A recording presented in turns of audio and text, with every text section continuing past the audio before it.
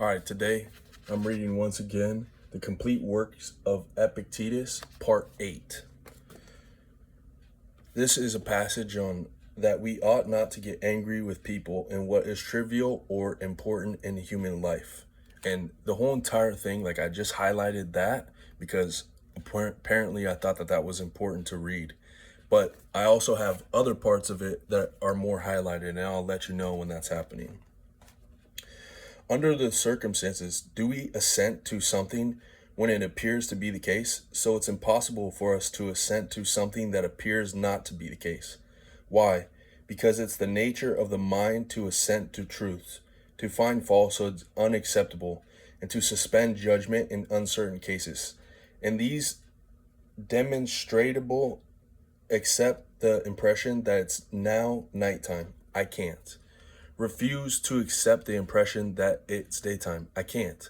Accept or refuse to accept the impression that the stars are even in number. I can't. So whenever someone assents to a falsehood, you can be sure that it's not the falsehood to which he wished to assent. For no soul, as Plato says, is willing deprived of the truth, but that he judged something false to be true. All right, now is the sphere of action. What is it that corresponds to truth and falsehood in the realm of belief? Appropriateness and inappropriateness, advantage and disadvantage, right for me and wrong for me, and so on and so forth. So it's impossible to think an action personally advantageous, but still choose not to do it. Yes. And then I'm going to a highlighted part. What about the woman who says, I recognize that what I plan to do is evil, but my counsel are ruled by anger? That's just the point. She thinks it's more advantageous for her to gratify her anger and punish her husband than to keep her children safe. Yes, but she's wrong. Make her fully aware of her mistake and she won't act on it. But until you point it out to her, what can guide her except her impressions of what's best for her? Nothing. So why are you angry with her? The poor thing has gone astray in matters of supreme importance and has changed into a viper instead of a human being. We've all been there. Doesn't she more deserve pity than if that's the case? Just as we pity the blind and the lame, shouldn't we pity those who've been blind and crippled where matters of supreme importance are concerned?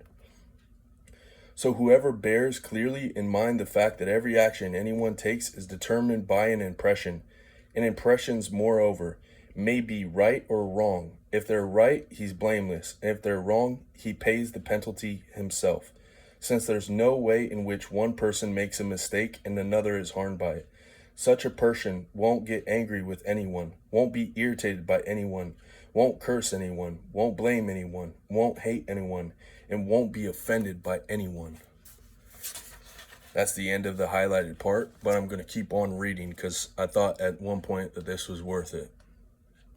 So, even a great fearful deed stems from impressions? Absolutely. Consists of nothing but people's impressions and their use of impressions. Abducting somebody's wife seemed a good idea to Paris, and going away with Paris seemed a good idea to Helen. So if an impression had led Menelaus to feel that he was better off without such an unfaithful wife, what would have happened? We'd have lost not only the some other name, but the Odyssey as well. So events as great as those depend on such slight matter. What are these great events of yours? Warfare, civil strife, the loss of many lives, towns razed to the ground. What's great about them? Nothing, you think. Is there anything great about killing large numbers of cow and sheep and setting fire to demolish numerous swallows of storks' nests? Are you saying that the two cases are similar? They're identical. Human lives are lost. Cow and sheep live as lives are lost. Humans' housing is set on fire. Storks' nests are set on fire. What's great and fearful about these events? Or show me a human house, place of habitations differs from a stork's nest.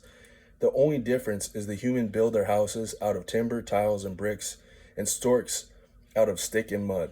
So your assimilating storks and human beings? Of course. In everything that relates to their bodies, they're identical. You're saying that there's no difference between a human being and a stork? Of course there is, but not in that respect. How do you differ then? A little investigation will show you that the difference lies elsewhere.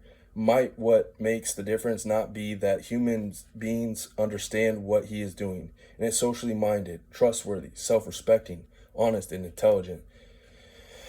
So where do we find what's important in human life? Where is what's bad and good for us to be found? Precisely where humans differ from storks. If this part of us is kept safe, if it remains well defended, and if a person's self-respect, trustworthiness, and intelligence aren't destroyed, then he's kept safe as well. But if any of these qualities is destroyed, if this Troy is being besieged into submission, then he too is destroyed.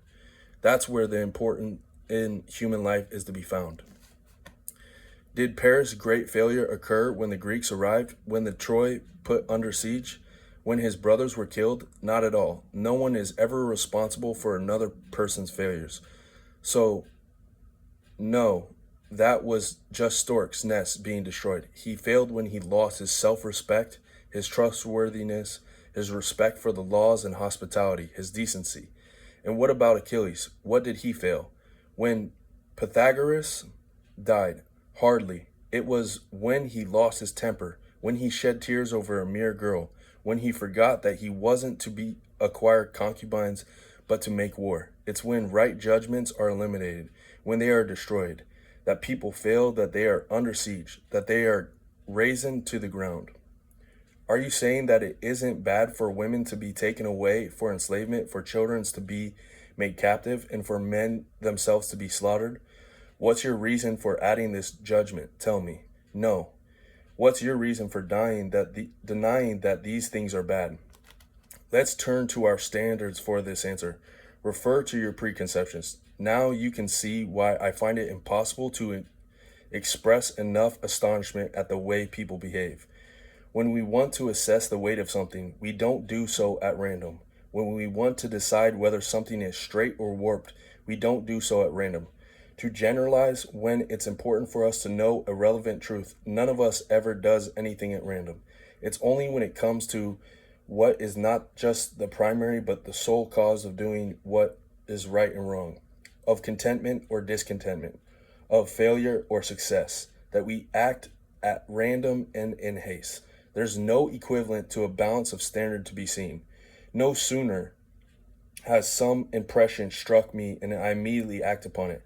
I mean, if impressions suffice for me, am I better than some other name of Achilles, seeing that they were led by impressions to do terrible things and suffer terribly? Doesn't every tragic plot have the same starting point? What does some other name consist of? Impressions. Some other name consist of impressions. The phoenix, impressions. The Hippolytus, impressions. So what kind of person pays no attention to this matter, do you think? What do we call people whose behavior is guided by every passing impression? Insane. Is our behavior different then? And the next part's going to be a longer part too, so I think that's a good stopping point for today.